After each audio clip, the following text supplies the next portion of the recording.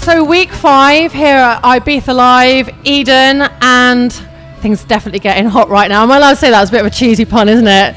DJ Fresh in the house. How are you? Great, yeah, how's it going? I'm good.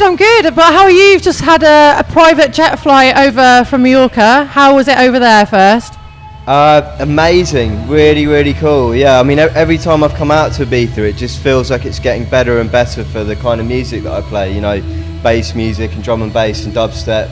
So I remember coming here when I was younger and it was just house music. And I always used to go out if I was here on holiday with my friends and there was like nowhere to go to listen to anything I wanted to listen to. So it's really good to see that's changing. And in Mallorca as well, because you just come from there, haven't you? A huge gig in the square just outside BCM today. And how was it over there? It's great, it was amazing, yeah, packed. It was like really hype. There's like lots of moshing and crowd surfing, and I didn't do any crowd surfing. No. I've got this tour manager called Alan, and he normally gets forced to like crowd surf everywhere we go, but he's not with me tonight, and I never do it myself, so. Maybe we have to ask him. We had somebody crowd surfing in there last week, so maybe we have to do another world record attempt or something.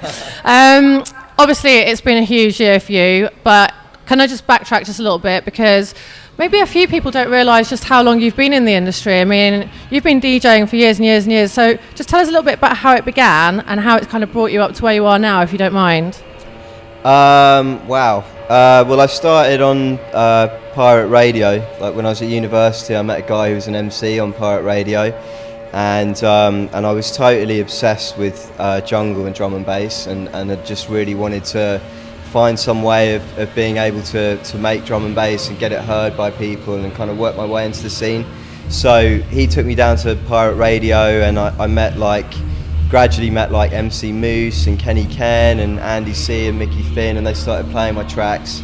And then I met these guys called Future Forces, D-Bridge and Jason Maldini, and we started a group called Bad Company, and that was quite a big kind of movement within drum and bass for quite a long time. You toured a lot with them, didn't you? Yeah. It was much more of a harder kind of underground, like distorted sound than what I'm doing now. So we were doing that for quite a while, and then we kind of parted ways, and I met up with Adam F, and we started our label Breakbeat Chaos, and we signed Pendulum and early Nero and Chase and Status and Camo and Crooked, Simon Bassline Smith, all those guys. We were kind of trying to basically sort of sign the stuff that we thought we could cross over to a bigger audience, because we just wanted to get drum and bass out there and get it taken seriously. So I did that for a while, and then in about 2 years ago I made a track called Gold Dust, and that was kind of really the track that sort of, the first track that I did that got into, well, I'd done a couple of tracks that got into the charts, but first thing that really sort of catapulted my new sound to like a new place where I just felt excited about writing songs, and just basically went from there. So it's been quite a long innings for you. Was there ever a point where you thought, oh my God, is it ever going to happen? Yeah, weirdly enough, like, so funny, because I actually nearly threw everything in a few years ago, just because I'd been trying, like I worked so hard, I'm a complete workaholic, and just constantly trying to come up with the next idea that was going to, like, you know, move drum and bass forward. And there's a few people in drum and bass that are like that, people like Dillinger, Andy C, Ed Rush and Optical back in the day, you know, who literally, our mission was just to keep like trying to evolve the sound, like, you know, month after month. And I did that for quite a long time, and then I kind of got caught up in the label side of things. Pendulum left Breakbeat Chaos and went to Warner, and that was kind of difficult to get to grips with, really, because we put so much work into it. And I just kind of, I don't know, I guess I just kind of ran out of steam, really. I felt like I'd always wanted to write songs since I was a little kid. I always used to sit on the piano and play tunes and not really sing, but in my head kind of sing a bit. And I just felt like I wasn't really kind of realising what I felt I had to kind of give musically.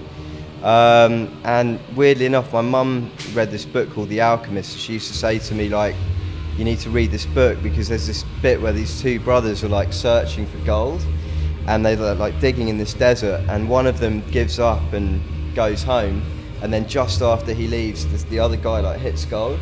And she always used to say that to me, and I used to say, but you know, if you say that to everyone, like, what happens for the, like, about the people who just keep like digging forever? Is that where the track name came from then? Well, weirdly enough, that was the track, yeah. And I was literally just about to kind of, I don't know, just thinking about doing something else. I was thinking about learning orchestral arrangement and getting into like making soundtracks and stuff. And then Gold Dust happened, and I felt like a new lease of life, and I felt excited about doing something I'd always wanted to do, and I just felt like I had a whole new thing to explore. So, yeah, it's been a long journey. And so since that time, things just went a little bit crazy. Obviously, after that, you had your third album, which I think is due out in September, but you've released the first 3 tracks, Louder, Hot Right Now, and obviously The Power, just with Dizzee. It's been a bit mental the last year, hasn't it? Yeah, it's been pretty crazy. It's definitely been crazy. I mean, like, the expectation has, like, gone like that, you know. Now everybody's kind of like, you know, like my last track, everyone was like, you know, so it looks like you've almost definitely got another number 1 on your hands. And I was like, Jesus Christ, like, I'm just kind of making music, and it's great to have, you know, I've got a really good team of people behind me. My manager over there, Andy, he's amazing. Ministry are great. Signed a deal with Columbia in America, and I've kind of managed to surround myself with a group of people that I really respect, that work really hard and believe in what I'm doing, and I think that's a big part of it. But it's yeah, it's funny kind of, you know, being in that, almost like being in the pop world, coming from a place that's really just about the music, not about being famous or having massive hits in the charts. And on top of all of that, production, success, performing as a DJ, you also have your band as well. You do live performances too. You're doing a DJ set in here tonight, but can you just tell us a little bit about your live sets? Because I know obviously that's a huge part of what you're doing right now. Yeah, it's kind of my sort of, I mean, it's kind of like my raison d'être, I think they say in French, my sort of reason for being. I mean, like, I've always played, as I said, I've always played the piano and always wanted to have a band, and I think part of the reason that we were so involved with Pendulum was because we kind of shared this common thing of wanting to put together a really cutting edge drum and bass band that was going to take the real sound out there and not be watered down with loads of acoustic instruments, but to sound like the music you hear in a club with like a full stage show and with everything being played live. So that's kind of a dream of mine really for ages, and I met up with the rest of Fresh Live over the last few years.